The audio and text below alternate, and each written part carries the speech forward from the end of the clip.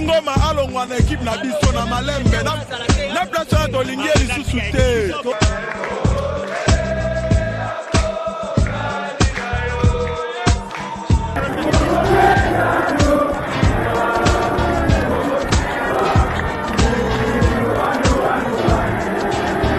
N'avec il même pas la traîner à la débat. Il verra bon et s'il met ce côté à Kendebe. Comment la dame du fire? On a mis notre mbongo. Moi c'est non gagné par les idées qui n'a terrain à la Kinshasa. Et ça l'a raté.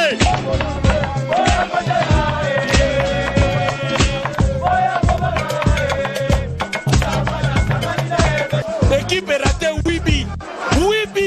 Bandibo bazo ko beta premier mi-temps. Un retour, Imania web sur un retour. Tu vas gagner, ouais ça va rêve. Alors on rêve qu'on a mis sur ton bois. Comité bazo Canada, mi to ba du kuna la na sima ba bitumba. Bo Canada te.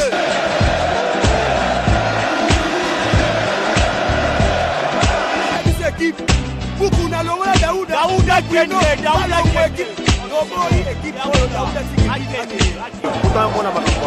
Équipe on a au moins la repasse.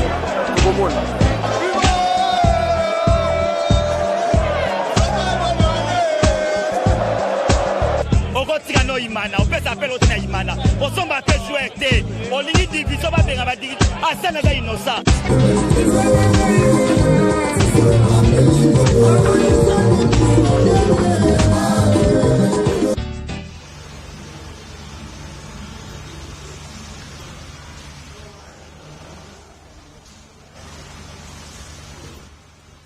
Voilà, en mardi du 7 juin 2020, Bandeko Batali, il y a tout le Belamassandombo, Tenabino, Bussikano, Sobodu, opportunité à Kolanda. Bon, au troisième numéro, il y a magazine Nabino Bolingaramingi.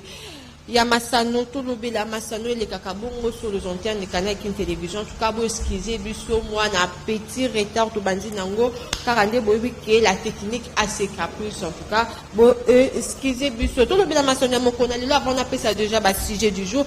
Si on appelle ça un grand merci à l'équipe technique, nous avons pour accompagner Busso. Merci à Koupar Bola, à Zadi Bongo, Foulé, derrière les trois caméras, merci à Amsimbi, à Mavinga, à la réalisation, merci.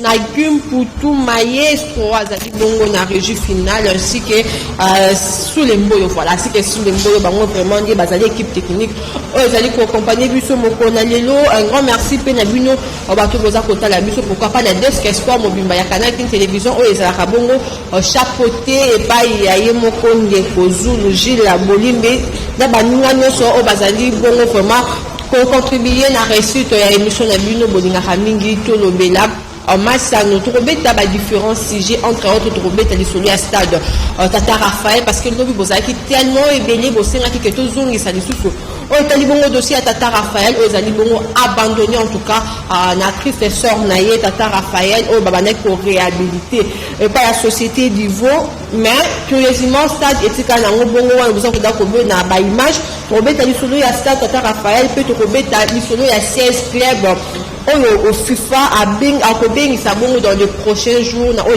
bongo compétition internationale car pour la lutter contre la crise financière aux allés causer suite il y a la pandémie à Covid-19 peut trouver ta masolo et l'AS avec club de Kinshasa Kande Boyebim.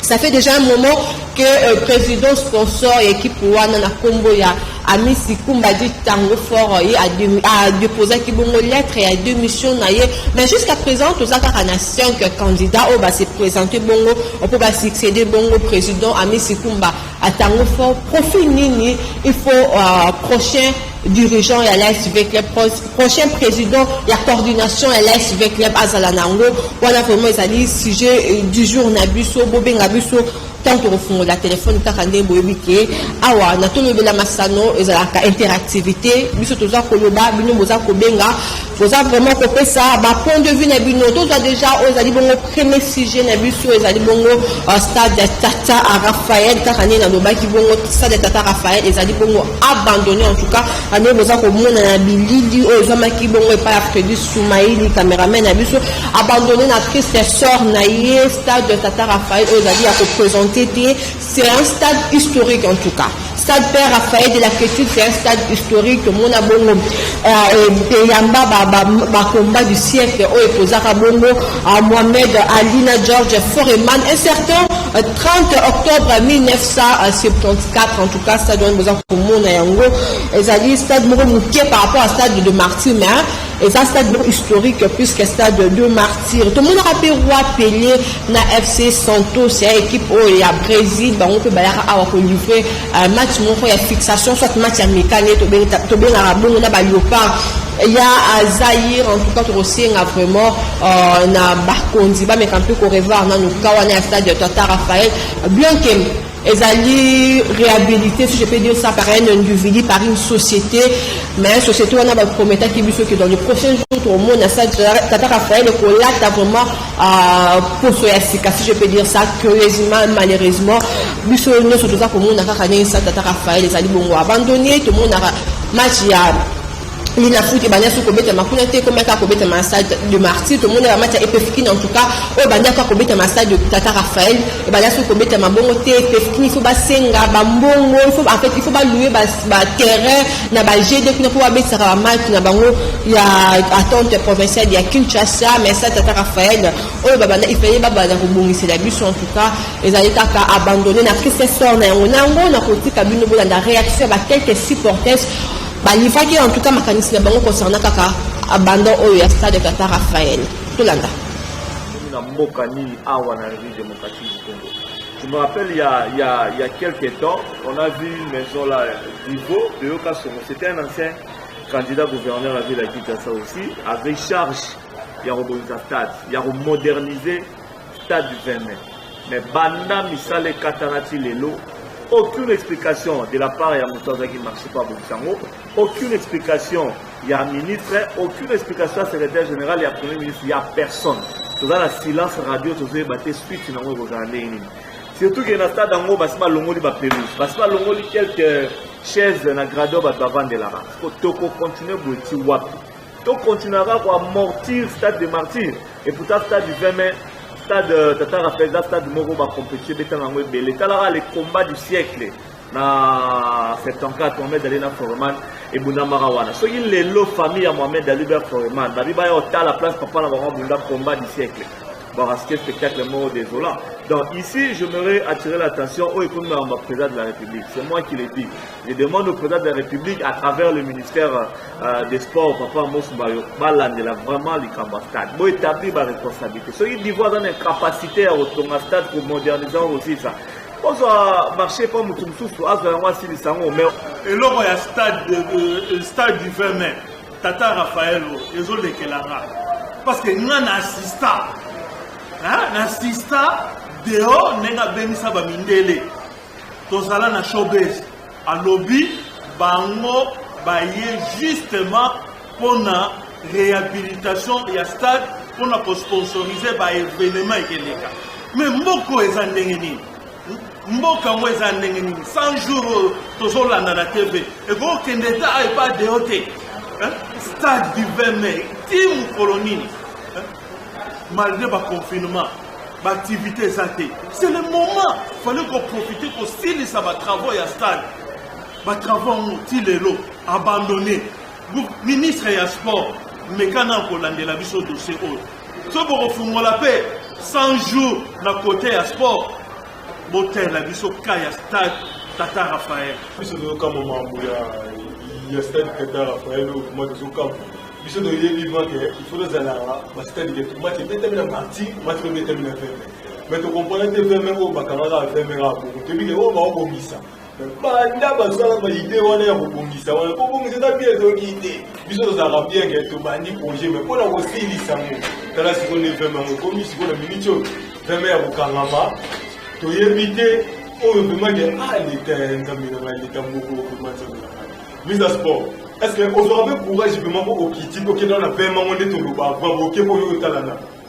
Beaucoup quand de c'est des types qui n'ont pas au beau tigata et vendre dans moi dans mon vendre mais toi t'as la attaque vraiment c'est des tigres ça mais bon le mot pas plus pour le mot Bon, pour qui tout cela va où est-ce que va nino ezala qui dans le monde de ces va faire dans le monde mais si on a les nègres comme ah papa na zo baté sur la rôle bani biso wa sportif zo kemba boete parce que dans notre autorité o ezala dans zo boma lisusu. En tout cas vraiment c'est un dommage pour ce pays la République démocratique du Congo.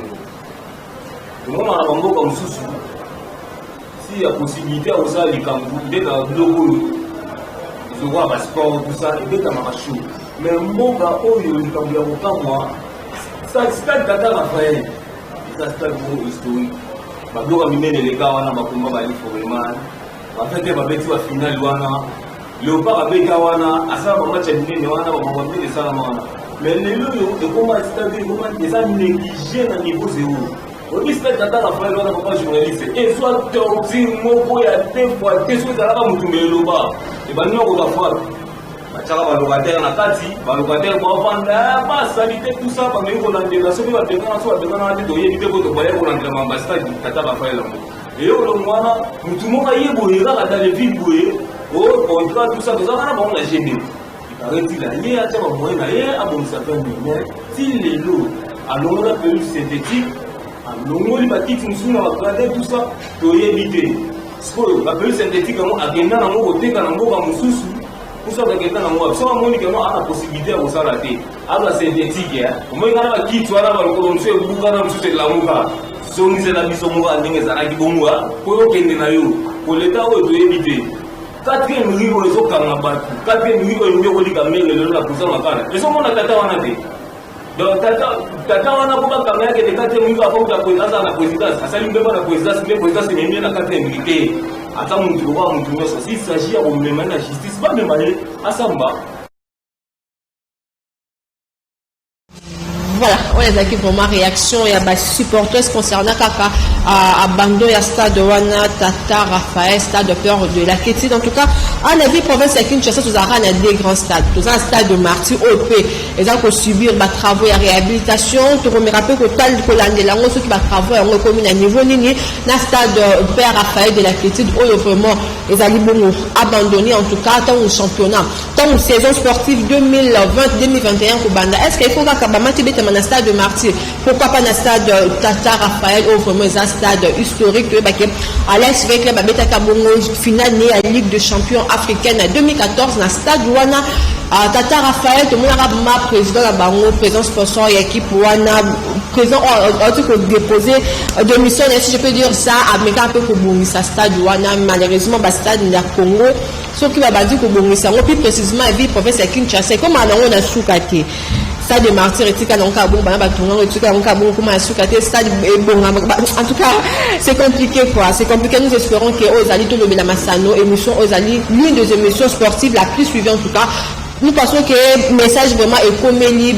dirigeant au bazali bon ko kamba sport na République démocratique du Congo to beta sikoyo masolo mususu kaka ndenge na lobaki na bandeli ya mission oyo on a cadre ya ko combattre crise financière o ezali bon causé na pandémie ya Covid-19 FIFA azali bon fédération internationale de football association qui a organisé dans le mois prochain un tournoi moko caritatif nous avons 16 clubs africains.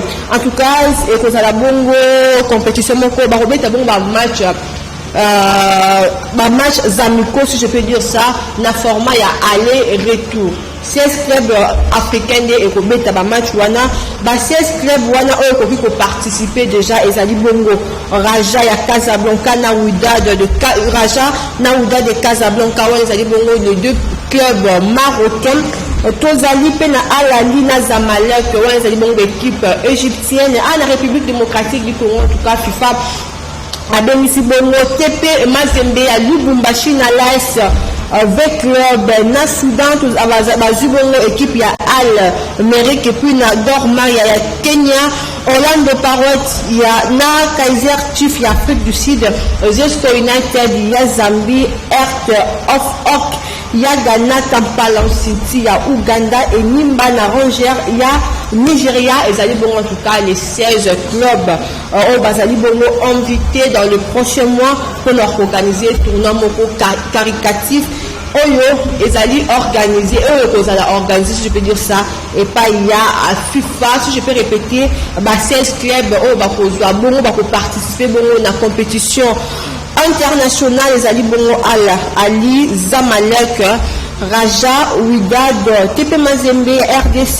V-Club RDC Almeric, Gormaya ya Kenya, Orlando Pirates, Kaiser Chiefs, Afrique du Sud, Zesco United, Earth of Orc, il y a Ghana, Kampala City, il y a Uganda et Nimba, on a en range. En tout cas, pour lier Lucille à l'agréable, ce qu'on va vous proposer, il y a un match où on a Nabilili et poser à Bongo TP Mazembe na l'AS V-Club. Les images.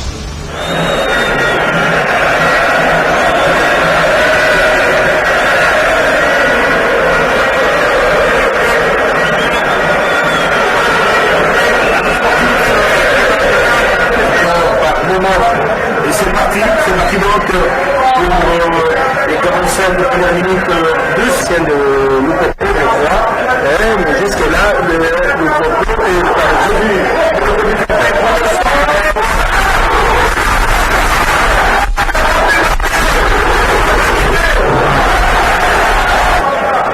Alors que Loupeté Tanguy, l'arbitre de la Ligue de football continentale, ici, on souhaitait la coupe du Congo. C'est la défense. On va assister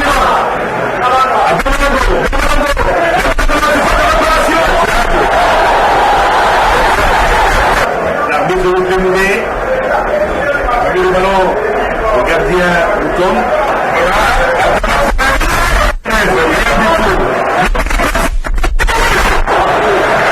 De Marc Mapoussou. Non. Un tir à l'Oda qui ne peut pas éviter qu'il reste au sol. Deuxième moment du temps.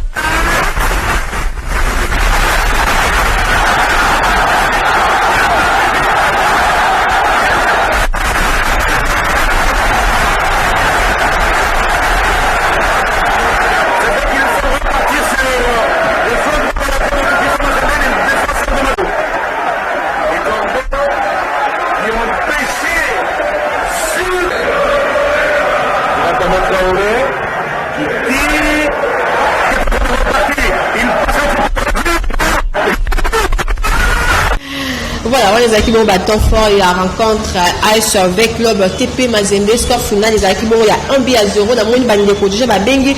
Bah monsieur a tenu un message qui est polémique en tout cas, et ça non sans polémique et ça bisoté et ça des FIFA à ça les choix naé na l'AS V-Club na à TP et Mazembe to boucler bon dossier wana to lobe la bon ozali sujet du jour na biso quel profil pour na président la coordination et à l'AS V-Club ou à succéder bon na à président Ami Sikumba a dit tant fort jusqu'à présent tant qu'à 5 présidents ne va se manifester 5 candidats ne va se manifester pour succéder bongo na président sortant aux ali bongo na Eugène Ndongala en tout cas au hasard les pour présenter ba avec bien ba yebié ba la veille ba yebié à diriger l'équipe na bango mais pour na rappel pour na ba ndeko baza ko la moi sika ba yebi vraiment histoire bien thème bon ba que Eugène Ndongala il a dirigé bongo en coordination et l'AS V-Club en mars 2005 si en mars 2007 en tout cas a dirigé pendant 2 saisons coordination ya l'AS V-Club même si ka ba joueur le quoi ba matumo na zo la roue to mona en tout cas ba timanga ba milambo ezaki l'époque il y a Eugène Ndongala comme entraîneur ezaki bongo Bibé Mou Utombo tous les sous un candidat monsieur en tout cas ceux qui réalisation et ça le bamon qu'on a proposé biso ba photo il y a différents candidats vraiment va postuler pour diriger l'AS V-Club tout ça il a Jean-Martin Mboyo Ilombe alias Pelé Mongo en tout cas il est placé sur représenté et puis un ancien président il y a à l'AS V-Club il est vraiment à diriger qui l'AS V-Club en juin 1995 fin en novembre 1996 Pelé Mongo il a dit cette fois-ci ce cahier à Sombela V-Club avion à retourner là-bas au stade mais bon il a abîmé V-Club 2 fois En tout cas, à Bema avec club 2 fois au Brésil, et pas il va pas y avoir un entraîneur brésilien, local à Ciro Barros, Ciro Barros, entraîneur brésilien, qui est vraiment abandonné pour diriger staff technique, l'AS avec club dans 1996. Et sous contrôle, il y a sous mandat, il y a Pelé et Mongo. Candidat Moussou, c'est allé Bongo, Nico Nchassa, OP, en tout cas, Azalaki Kaka Nalais avec lui, Azalaki conseiller. Il y a équipe, Pépé Kokoma présent, section foot, sous mandat Kaka général. Ami Sifumbadi Tango Fort, aux appels à Denim, et Kambayi, Azali Bongo ancien conseiller à l'AS avec la BEP, Abimi parmi, par candidat pour la succéder Bongo. Général, Ami, en tout cas, général, et pour la succéder Bongo président, Ami Sidi. Ami Sikumbadi et Tango Fort, P. Asuka, Azali Bongo, Daniel, Alice Neter, Azali Bongo, israélo-américaine, Yep, Azali Paro, par candidat, sur Azali Dakomona, Nabilili, Azali, Abimi, Pona, a dirigé vraiment l'AS avec les Azali Bongo partenaire, il y a club londonien, il y a Chelsea, en tout cas, vous allez comme on a bon, on a image politique à Mota là, propos à Pelé Mongo concernant candidature naïe à la tête, il y a coordination, il y a l'AS avec les Jean-Jacques Lombela, Amsimbi, à Mavinga, les images. Il y a le coup là, les Kamoko, il y a Sikate, bah les domaine en gaï. Nous avons un projet, ça fait 10 ans, 15 ans, projet Yakate. Il y a un lobby, on dirait bozo kamwa. Mais comme on va Zambia solo, Zambia na stade, Zambia Azanani, Makapulabaki, tout ça. Ils ont miracle été, mais n'a pas tout à partir place tous allés. Et bien, qui bien ça n'a bilo quoi? Il y a la barre sur la bilo qu'on a sauté. Alors, j'ai envie que tout ça la magasin parce que le problème la question c'est les animes. Makamoni c'est la manaouté. Alors, bozo mon ango ils a le coup là et quoi que c'est réalisé non. Na saka 3 ans na poto. Mais na yaki na sala qui vite que ne Brésil en 2011. Il n'a pas bozo douté. Mengala zaliawa na poto na Vandia. N'a pas moins de 200 personnes. Au filet gratuit. Et ceux qui montent à Bouti bana 5, ça fait combien? Ça fait 1000. Bazan na poto au filet. Bazan na même ngai. Ils ont solo donc bozala na C projet za solo peso ya kusala maya solo nyonso na bana vita la kosate mais ngala vita c'est vita qui me doit alors ngala zole maté vita kenda Brésil 2 fois na kenda Afrique du Sud ça biloko nyonso alors lelo iko bozo bangelo koni bozila nazo et puis na ko réaliser makamu nyonso et beaucoup na kosala mission moko munene pour na ko développer makamu nyonso wana. Et ceux qui volent ici, beaucoup de partenaires pour le projet Nabiso. Merci. Voilà, les équipes en tout cas, Télé Mongo, pour le projet Naïta, à président, il y a coordination à l'Est avec ceux qui va voter, bien évidemment.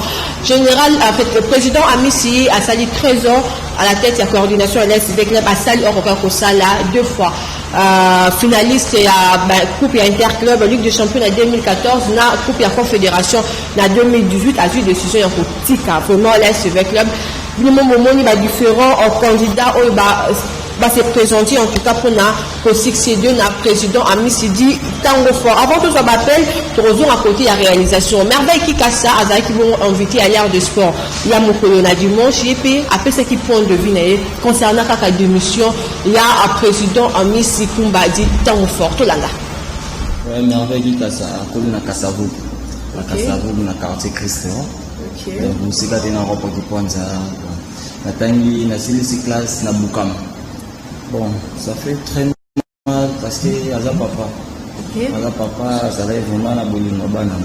Donc, ça allait pas sur le cabot. Mais bon, à mon avis, le comité est aussi cabot. Voilà. Voilà, vous excusez moi pour la qualité en tout cas, que vous proposez dans les prochains jours, par point de vue à Merveille qui casse encore Sénat.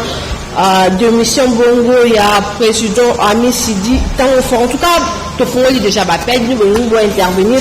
Bon, bien, la bouche cette fois-ci, beaucoup de candidats, tout le monde déjà m'appelle, les a déjà ébellés, tout vu déjà, on est comme encore, Nanzela et Singa. Allô?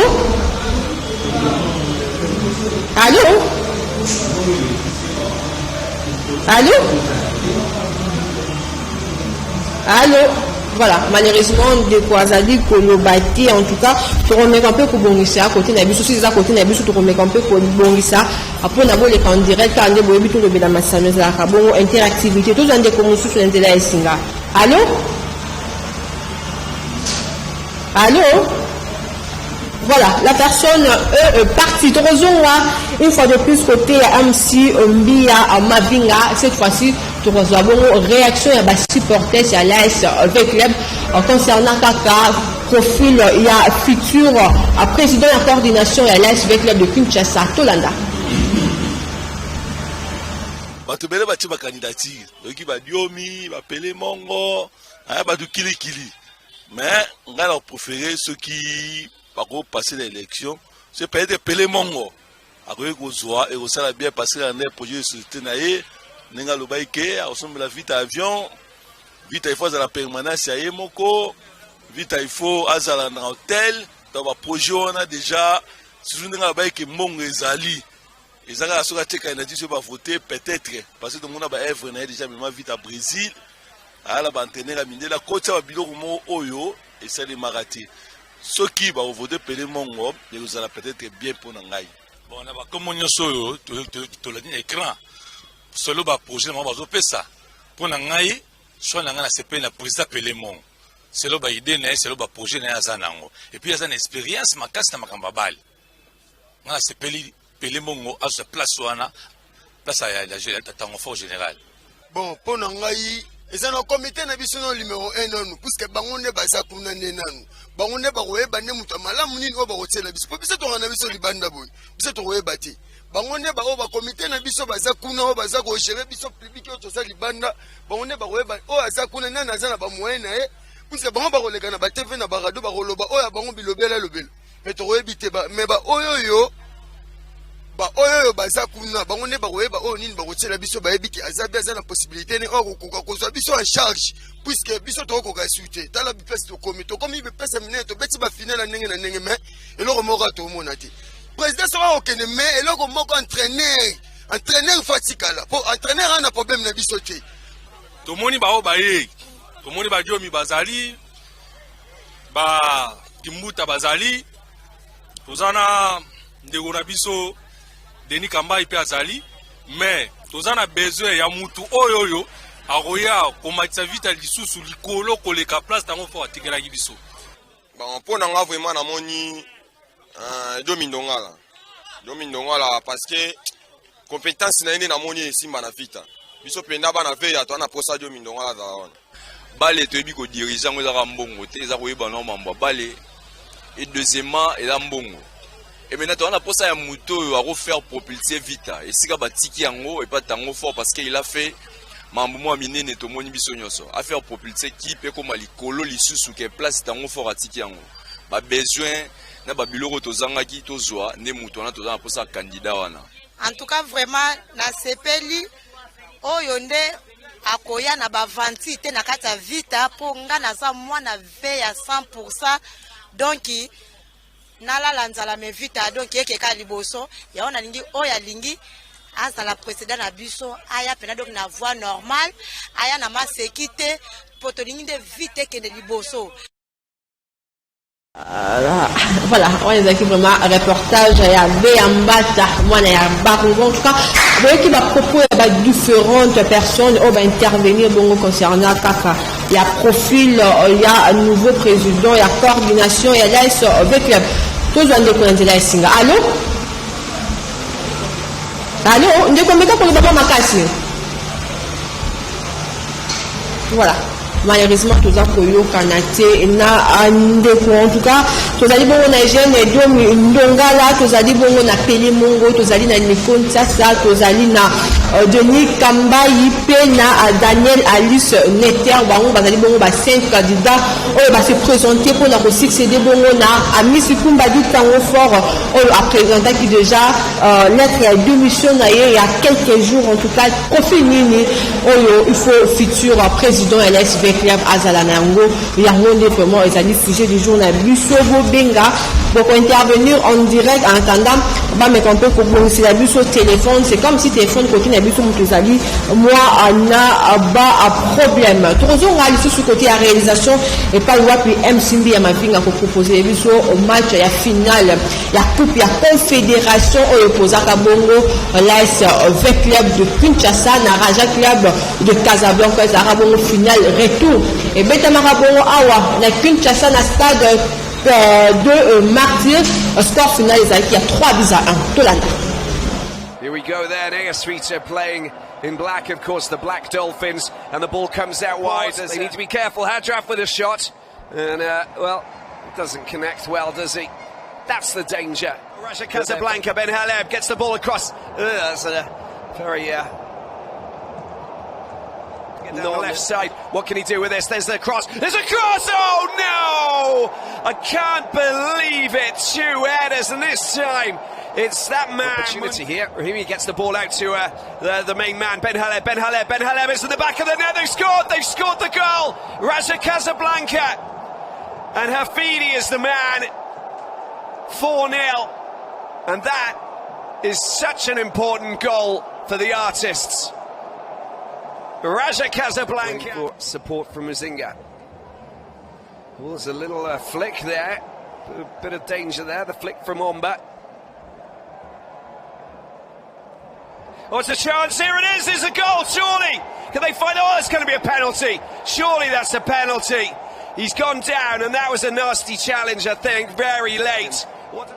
Mundele with the shot. Oh, what a great goal it is! In the corner, an absolute boomer! And AS Vita finally get a goal right on half-time tonight. But it's 4-1 on aggregate. Afidi to Gomez about to blow the whistle for the second half. Here we go then for the second half of this Total CAF Confederations Cup final. No one there. Goes behind the goalkeeper, Bongaman, but there's an what can they do here? Down into the penalty box, pulls the ball back, can he get a shot in? Needs to get a shot. Oh, there it is! Oh, they found the back of the net! There it is, Batazadio scores goal number 2 for AS Vita with 18 minutes to go. 3 more goals and they can do it. Well, oh, beautiful play there from Lukumbe. Lukumbe! Oh, they've got another goal! They've scored another goal! It's 3-1, 4-3 on aggregate. Crikey, what is going on here? Ngoma has now good Neymar rolling. Benoon taking out the referee. You can't do that, Cap. Ben Haleb just rolling around a little bit too much. A bit of cramp, I think. Voilà, vraiment makamba bon tout le monde qui rebongo na reine soit na manda ya Amis Kumbadi et tant faut bien biso numéro ya Kalate tout changer numéro on avait un problème technique en tout cas problème ça déjà bon résolu bien la biso na numéro o ya sika ba au truc ça aux abon affiché na ba bon et ba petit écran na bino bon intervenir en direct ya émission na bino Tolobela Massano oyo tout ça ko beta profil ya futur président ya coordination ya l'AS Club il faut za ndenge nini tout le monde ba président tout le monde entre autres appelé mon azaki bon ancien dirigeant azongi sous mikolo yo il a le que il faut assombela à l'AS Club avion à tourner bango pe stade chose aux alengours impossible il était bien que ça difficile mais c'est en gros impossible était on a vraiment ils allaient ba projet il y a appelé mongo ou azali bongo au candidat toute une déco de la singa allô bonjour papa mais un peu que celui là n'a pas fait téléviser à nayo dunia volume ya TV nayo papa allô mais quand on s'éloigne na poste télévision tout ça yo kaoté oui le va sur koyo bonjour papa comment on a le bien biso wapi OK ndeko shi tozo yo kayo voilà depuis banda tozo yo kondeko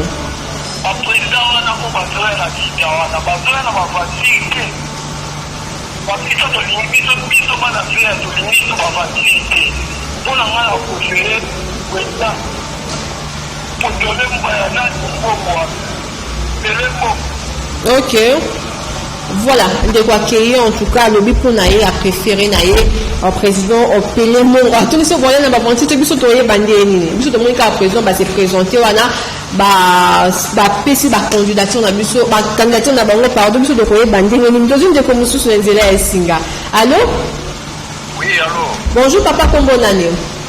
Bonjour, c'est Papa Guilin, depuis commune de Mongafula. Voilà, Papa Guilin, on est direct à tout le Belamassano. Point de vue dans les années.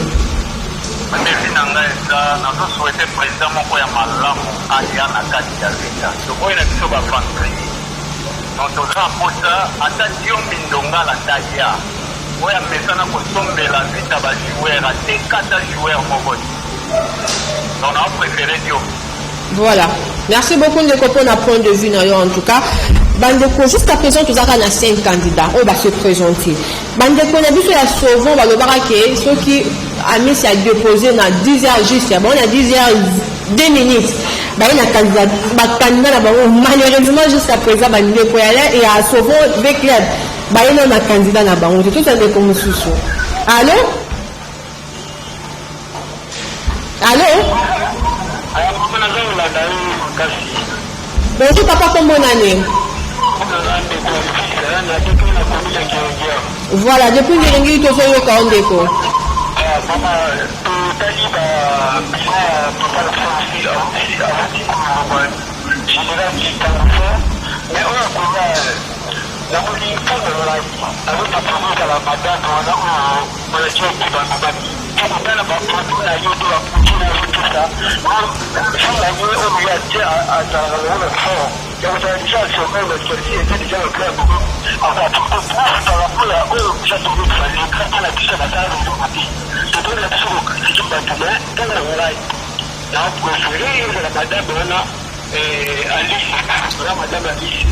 Daniel Alice Netter. Voilà, merci beaucoup de vous participer à Tolobela à Massano, entre Pelé Mongo, entre Eugène Dio Mindongala, Denis Kambayi, Nukonchasa, Daniel Alice Netter, Azalibongo israélo-américain. On a 5 candidats à propose un profil, il y a bien, il y a futur président, il y a coordination, il y a l'AS avec Liab Motuna, il y a Mokonalelo Zalibongo. Allons de Coco Bonane. Bonjour, c'est le voilà, depuis Yolo Malobeza Mbokanayo.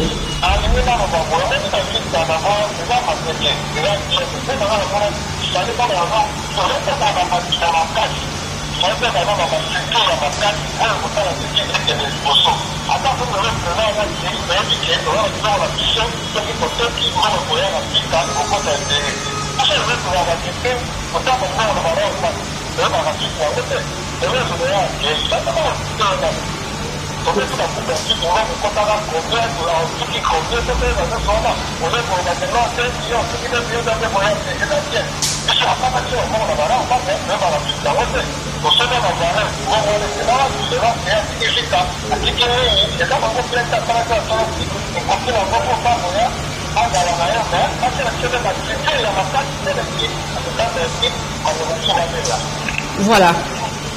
Voilà, merci beaucoup de la participation.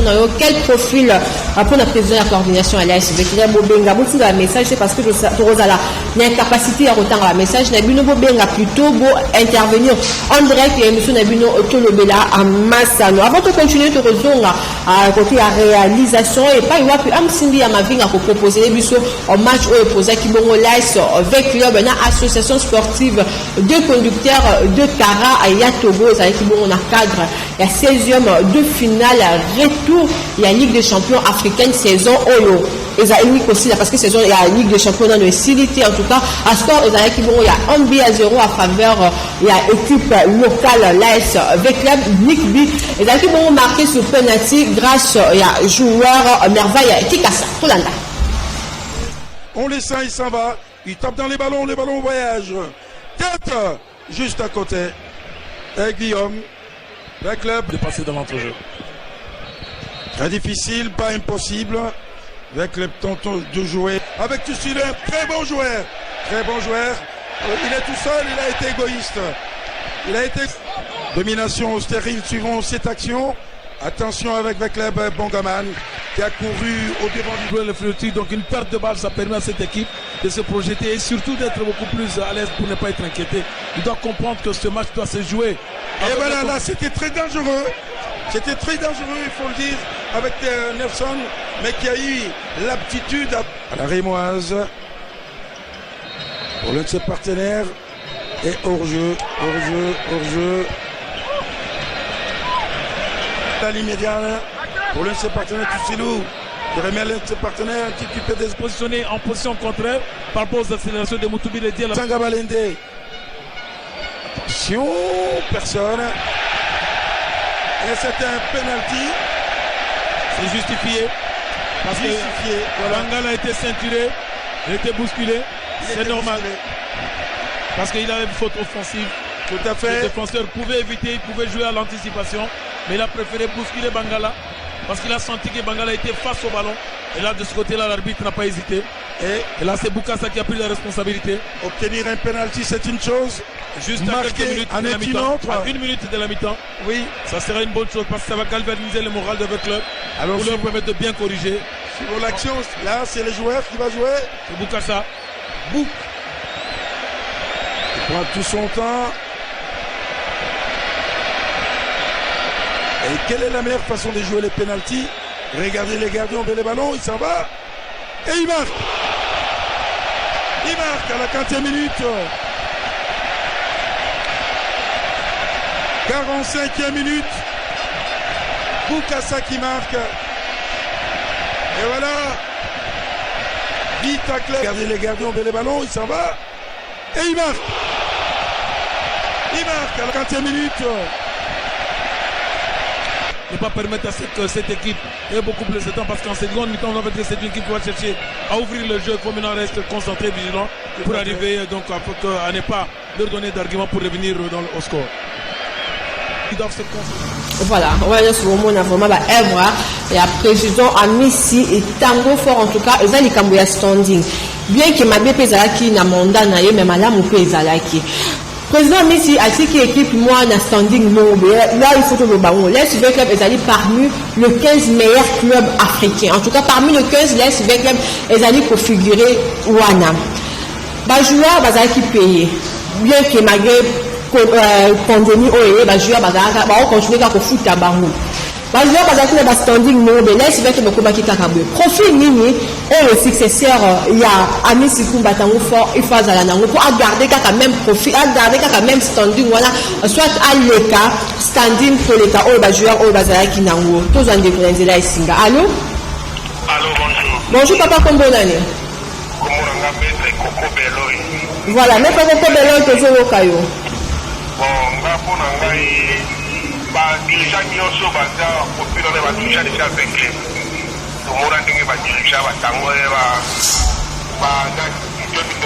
à part Madame Daniel Alice Nerter.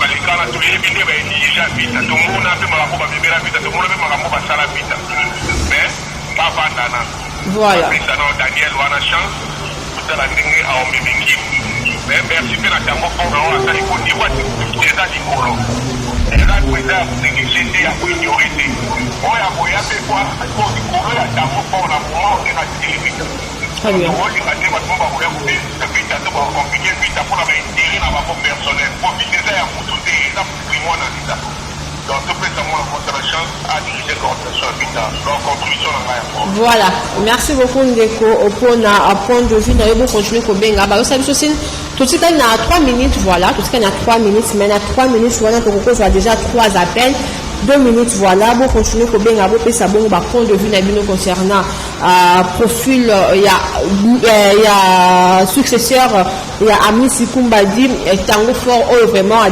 déposé déjà lettre naie mikolo uti ko oleka tous sous ndeko mosusu na nzela esinga. Allô bonjour papa Kombonani. Bonjour na bengi na komina ngenge komona version voilà ndeko depuis ngenge tozoyoka yo wana mpona za flexible wana baprésident nyonso botani na tv donc baza mo baprésident kiboyi bakote mo bakosala bien bapesa mo fort akokoti bajeokali kosala bango bapesaapo bapeson basala mafuya bien na kati ya feke yatoka kokorote oyo wana tekonomwana basala ete bien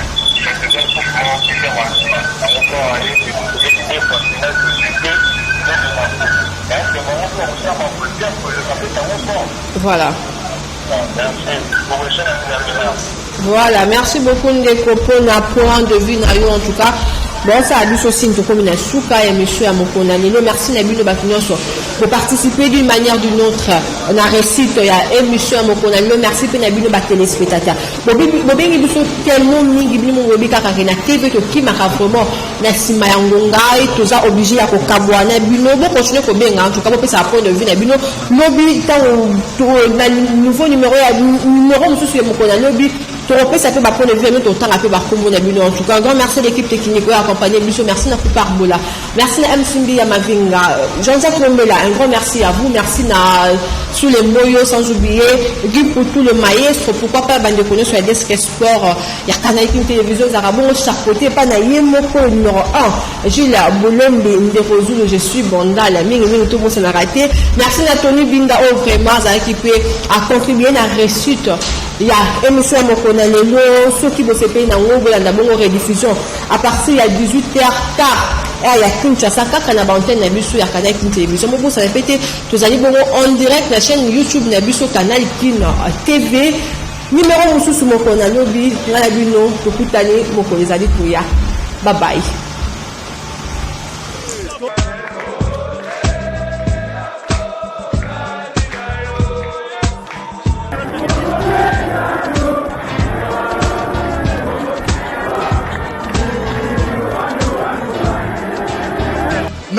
Mais pour la traîner à la débat, il me va bon. Et s'il me fait qu'on dit à quel effet, comment la dame du soya? On a mis nos gars dans Bongo. Moi, parce que nous gagnons par l'idée d'un petit terrain à la Kinshasa. Et ça l'a raté.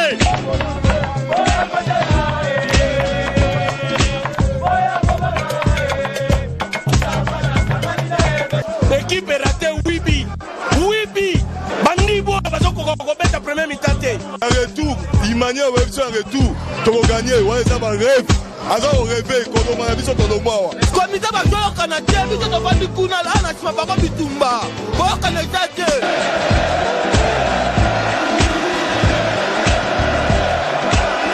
équipe, beaucoup n'a l'eau, Daouda Keno, Daouda équipe.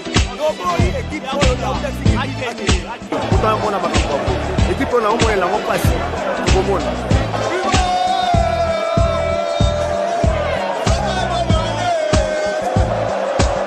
okotikano imana opesa apele otena imana osomba mpe jouer te olingi division babenga badiri asana eza innocent